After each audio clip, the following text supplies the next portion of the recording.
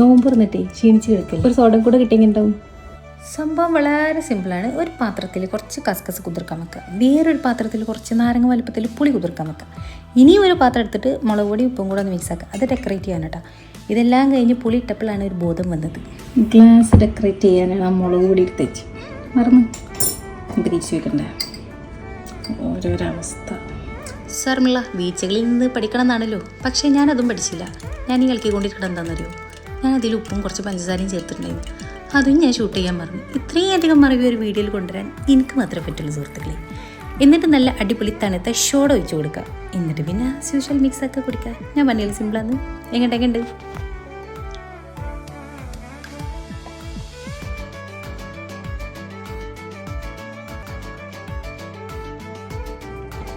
ഭയങ്കര സുഖാട്ടോ.